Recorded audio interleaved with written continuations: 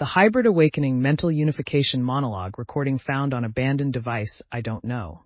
I don't know if anyone will ever hear this. Probably doesn't matter. The words need to come out of me like an infection that needs draining. Like everything I believed myself to be is pus accumulated over 32 years of lies. 3 days ago, I was David Martínez, a systems engineer, divorced, with anxiety problems that doctors couldn't explain. I lived in a 70-square-meter apartment in Madrid, ate processed food, and fell asleep every night watching Netflix until fatigue overcame me.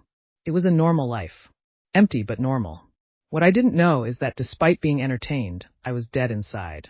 Now I know why I could never sleep well. Why fluorescent lights gave me headaches. Why I always felt something was wrong with me, something I couldn't identify, but that gnawed at me like a silent acid. It was the reptilian DNA fighting against the human DNA.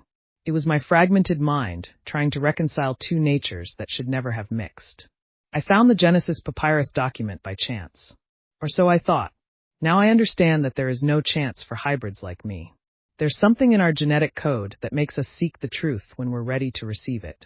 Like an internal alarm that activates when the control system starts to fail. The first few days following the instructions were hell. Fasting wasn't just physical hunger. It was as if every cell in my body screamed for the chemicals it had been addicted to without knowing it. Refined sugars, preservatives, all that garbage designed to keep us docile and fragmented. But the worst wasn't the body. The worst was the mind. During the second day of purification, I started to hear. No, here isn't the right word. I started to perceive voices that weren't mine. Cold, calculating voices whispering orders somewhere deep in my brain. Consume more. Obey. Don't think. Watch the screen. Eat the poison.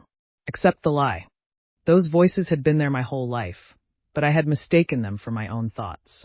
For my own inner voice. How many decisions I believed were mine had actually been reptilian programming? How many times had I chosen the easy way, the toxic food, the stupid entertainment, the destructive relationship, because those voices had pushed me towards self-sabotage? On the third day, something changed. The reptilian voices began to weaken, like a poorly tuned radio losing signal. And for the first time in my life, I heard my true inner voice. The human voice that had been buried under decades of alien programming. It was a voice that knew things I had never learned. That understood patterns my conscious mind hadn't recognized. That could see through the lies I had accepted as reality my entire existence. For the first time, I saw what my work really was. I wasn't a systems engineer developing applications to improve the user experience. I was a digital cage programmer, creating more efficient algorithms to keep humans glued to their screens, consuming garbage information that fragmented their minds just as mine had been fragmented. For the first time, I saw what my failed marriage really was. It hadn't been incompatibility of characters. Elena was also a hybrid, but her reptilian side had completely dominated. 4 or 5 years, I had been married to someone whose function was to drain my vital energy and keep me in a constant state of internal conflict. For the first time, I saw what my diet really was. Every supermarket product, every prepared meal, every sugary drink had been designed not only to create addiction, but to specifically alter the chemistry of my brain. To keep my human heritage sedated while my reptilian programming directed my actions. But the most shocking thing wasn't discovering the manipulation. The most shocking thing was discovering what I really am when both parts of my nature stop fighting each other. I am neither completely human nor completely reptilian. I am something new. Something they didn't expect we could become. I can feel human emotions with an intensity one had never experienced, but I can also analyze them with the cold logic of the reptilian mind. I can love with the passion of a human heart, but I can also plan with the millennial patience of a mind that thinks in geological timescales. It's as if I've lived my whole life being only half of what I really am. As if I had been seeing the world with only one eye, hearing with only one ear, thinking with half a brain. Now that both natures are unified, I can see the planetary prison with a clarity that is almost unbearable. I can see how every institution, every system, every aspect of our civilization has been designed to keep us internally divided, so that we never achieve this unification that has made me something more powerful than they ever intended to create. Now I understand why only 1 in 1,000 humans can complete the purification process. It's not just because most are genetically too human to withstand the revelation. It's because we, the hybrids, represent their biggest miscalculation. They created us to be perfect slaves, combining human docility with reptilian resilience. But they didn't calculate that some of us would find the balance between both natures. They didn't foresee that unification would make us more powerful than either of the original species separately. I can detect other hybrids now. I can feel their internal fragmentation as a dissonance in the air. Some are so lost in their programming that they are irreversible. But others are ready to awaken. They are waiting for someone to show them the way to their own unification. I look out the window and see a city full of slaves who don't know they are. But I also see, here and there, small lights in the darkness.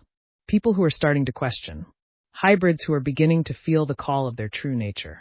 I don't know what comes next. The resistance. Messages speak of an exodus, of an arc, of a planetary evacuation. They speak of a final war between species. But I'm not afraid anymore. For the first time in my life, I know exactly who I am. I am not David Martínez, the anxious engineer who lived a half-life. I am something new. Something they didn't expect. Something that can see through their lies, resist their mind control, and help others find their own unification. I am an awakened hybrid. And according to the documents I've been reading, that makes us the greatest threat the harvesters have ever faced. Before beginning the purification, every day was a constant struggle between contradictory impulses I didn't understand. I wanted to love, but something pushed me towards cruelty. I wanted to create, but something sabotaged me towards destruction. I wanted to connect with others, but something isolated me in solitude. Now I understand that this internal struggle wasn't weakness.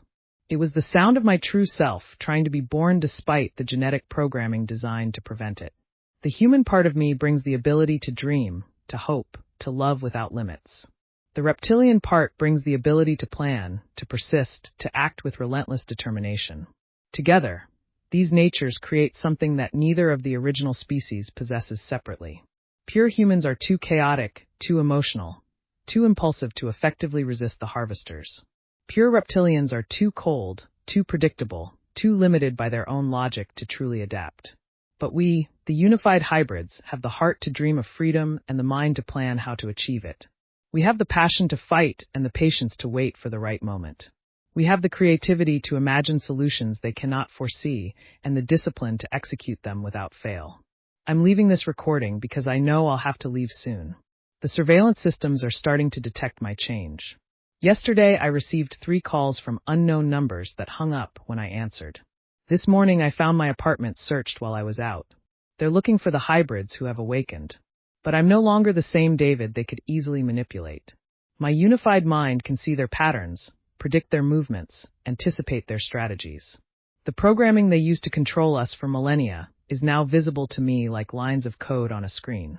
To any hybrid who finds this recording, the unification process is possible, but it requires more courage than you think you have. It requires being willing to destroy everything you thought you were to discover what you can truly become. The Genesis Papyrus is only the beginning. Once your mind is unified, you will have access to knowledge that is encoded in your reptilian DNA. Knowledge about technology, about strategy, about the weaknesses of the harvesters that not even the human resistance possesses. We are the key to winning this war. Not as slaves to either species, but as something completely new. Something that can take the best of both worlds and create a future that neither of them can imagine. I'm going to the purification centers in the mountains. But I'm not going as a refugee. I'm going as what I really am, an awakened hybrid with access to the genetic secrets of both species. The harvesters created in us their own executioners. And it's time they knew it. My real name is not David Martínez. That was just the name of the slave I was for 32 years. My true name, the one encoded in the depths of my reptilian DNA, will be revealed when the time is right. Until then, may this recording serve as proof that unification is possible, that we can be more than either of our original species ever was. The awakening has begun, and we are only the beginning. Archivist's note. This recording was found on an abandoned device in Madrid, Spain. The apartment was completely empty, as if it had never been inhabited. Authorities have no record of any David Martínez matching the description. Voice analysis suggests the speaker experienced significant physiological changes during the recording process. Their current whereabouts are unknown.